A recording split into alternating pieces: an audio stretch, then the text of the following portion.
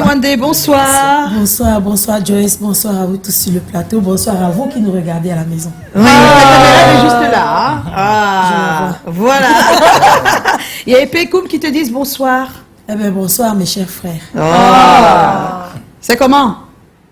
On est là. Ouais,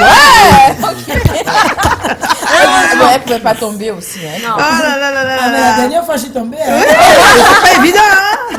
Joe. Oui, j'ai la première question. Oui. J'ai la première question. Ouais, j'aurais voulu faire la blague de hier, mais je ne peux pas. Alors, que te rappelles-tu, que gardes-tu de ton entrée dans cet environnement, celui des artistes?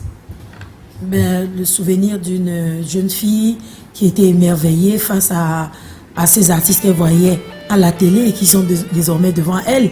C'est un moment inoubliable parce que le tout premier spectacle professionnel que je fais, c'est au cinéma Théâtre Abia.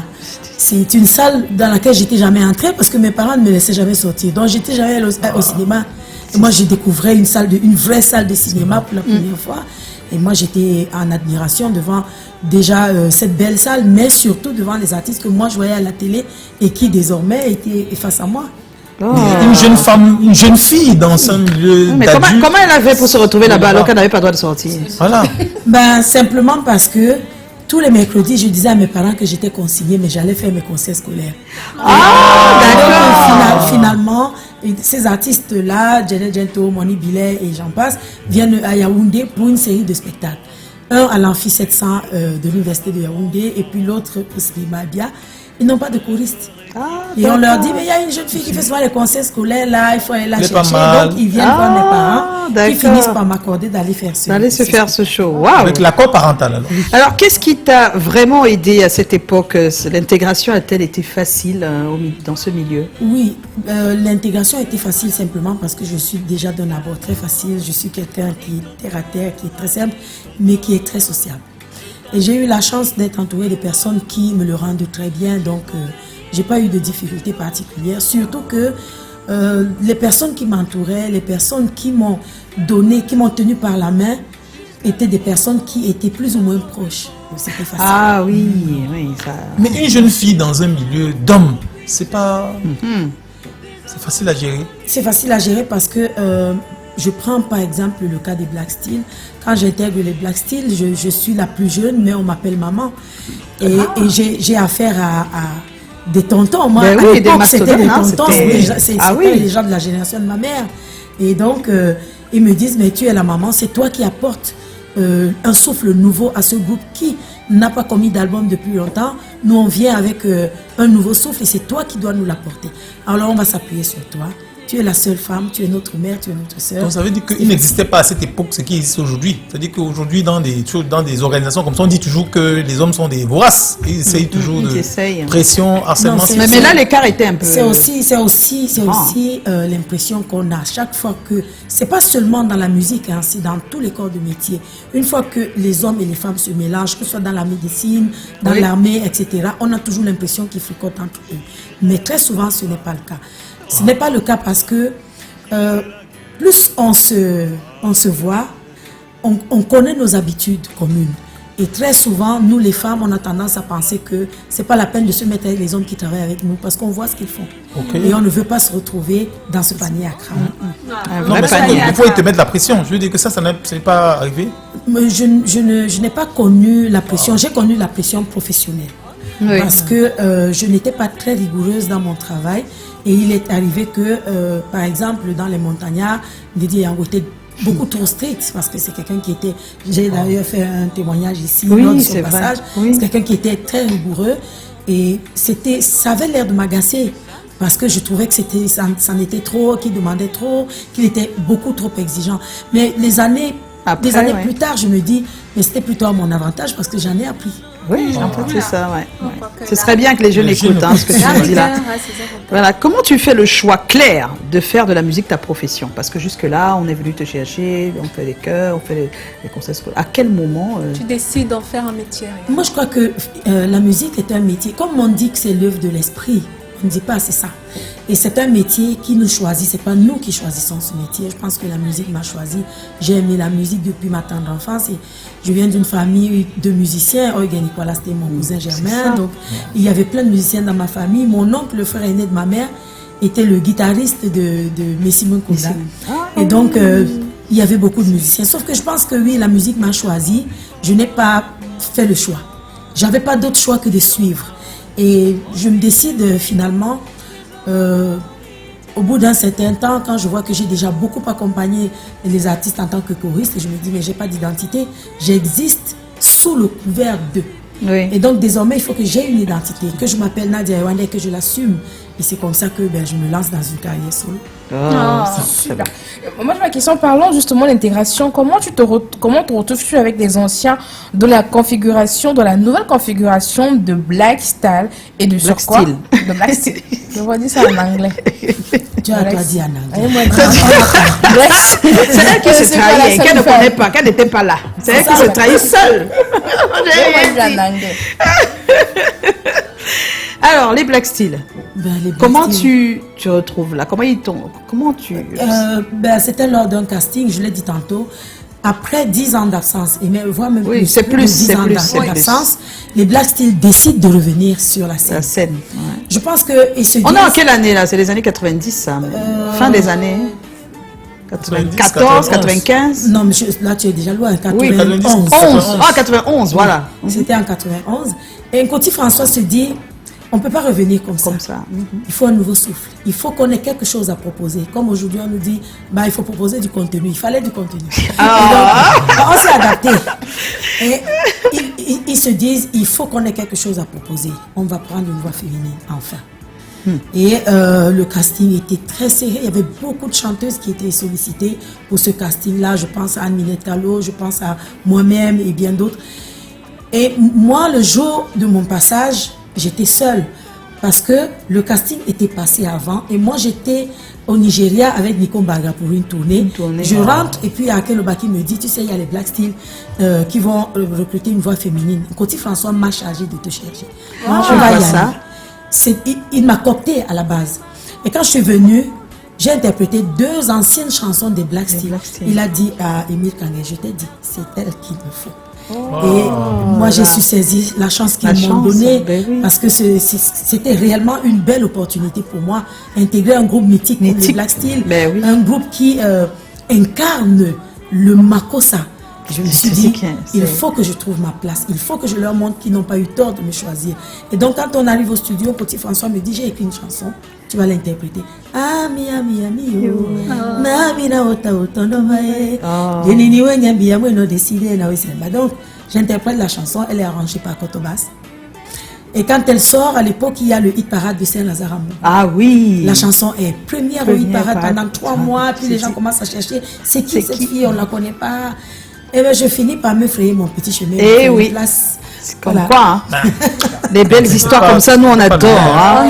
On adore. Alors Nadia, tu l'as dit tout à l'heure, très tôt tu as été entourée par les plus grands et naturellement ton premier album arrive et boum, tu deviens cette année à la nouvelle pépite du Makossa, Timba. Timba est un succès fou. Comment à cette époque tu apprécies cela?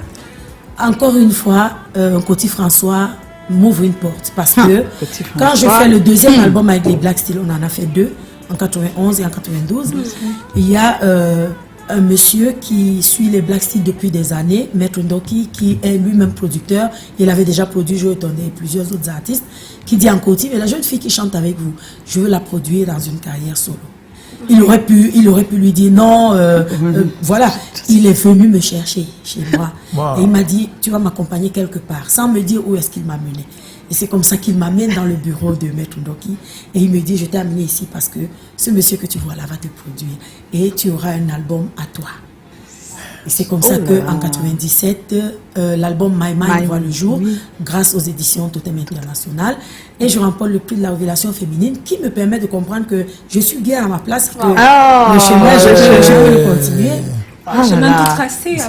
Oui. Puis, comment ne pas parler du succès de Fais-moi l'amour, qui a suscité en même temps des polémiques des Tu gardes quoi de ce moment? Cette chanson, ça. quand On elle commence à sort, parler. Oh là là. elle est bannie dans les médias. Dans les médias, on peut pas mettre. Parce qu'on me dit que c'est une chanson déviante. Déviante. Et qu'on ne peut pas l'écouter en famille. En famille. Alors moi, je suis désolée parce que les personnes qui ont pensé que c'était une chanson déviante n'avaient rien compris de l'histoire. C'est ça. Je voudrais dans un premier temps dire que Fais-moi l'amour n'est pas une chanson de Nadia Iwade, c'est une réadaptation de Michel Sardou. Sardou, c'est ça. Mais comme je l'interprétais au cabaret, alors j'ai dit à Jean-Noël quoi, écoute, on va la réécrire, et moi je vais l'interpréter. Donc je suis bannie parce que je dis Fais-moi l'amour, c'est une très belle poésie, c'est une poésie d'amour. Si l'amour était de la folie, je ferais des folies pour que tu saches que je t'aime. Oui, c'est de la poésie, ça n'a rien de sexuel, ça n'a rien de... Et même si ça. les esprits tordus. Et non, même si. Non. Et même si ça. Il a fait quoi? Non, alors, Et même si c'était quelque chose de, entre guillemets, sexuel, je pense qu'il y a beaucoup de choses qui sont écoutées de la sorte. Non, qui sont même pires. Qui sont pires, voilà, c'est pour dire ça. Et que quand c'est dit par nous, peut-être c'est ça qui choque, mais normalement... Parce que c'est une femme qui l'a dit. Oui, je pense que c'est ça. Et c'est ça le problème, en fait. Avec le cœur et avec le corps. Le corps, c'est ça. Faisons l'amour et non la guerre. Mais Tu veux dire... Non, ce qui me plaît aussi, c'est que les phrases, elles peuvent dire beaucoup de choses. Et dire qu'on ne peut pas regarder ou écouter ce titre avec la famille, c'est vraiment un peu, je trouve qu'on exagère. Parce que là, quand on est assis au salon, on regarde bien des films, des telenovelas, des ceci depuis des années, avec la famille, avec des enfants qui ont 3 ans. Donc voilà, je veux dire, je ne comprends pas trop, je n'ai pas trop compris à cette période-là. Mais il faut quand même réaliser que si c'est Sardou lui-même qui chante ça, ça n'a pas la même chose. Mais on sait bien que c'est culturel. On a dit à Serge Gainsbourg qu'on a passé le temps à écouter ici. Tu vas et tu viens. C'est lui qui chante ça. On ne dit rien. Il n'y a pas de problème. On ne dit rien. Tu vois? Mais on ne dit rien, mais c'est écouté ici. Oui, c'est ce que je dis. Si c'est Sardou qui chante, il n'y a pas de problème. Mais parce que c'est simplement culturel. C'est culture. Moi, quand j'étais plus jeune, on regardait des films en famille. Dès que deux personnes s'embrassent, ils veulent se aimer. Tu disparais. Tu fais comme si tu peux chercher quelque chose de temps que... Bon, aujourd'hui, les choses ont évolué quand même.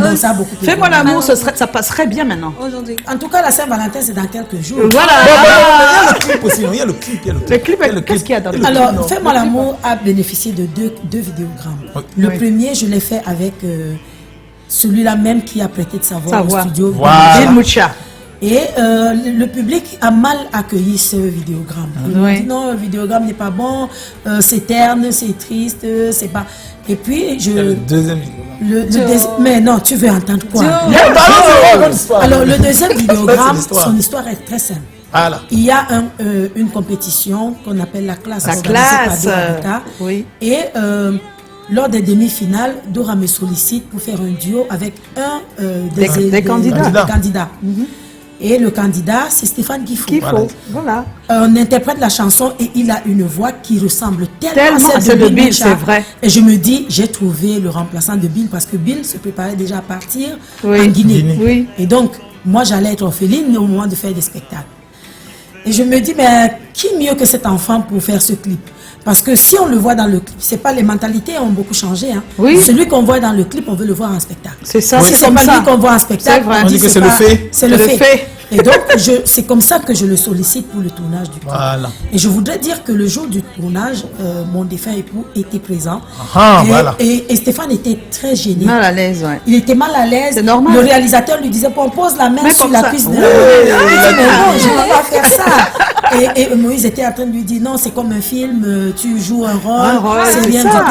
Et je me souviens qu'à cette époque-là, il a perdu sa petite amie qui pensait qu'il était devenu mon compagnon. Tout ça.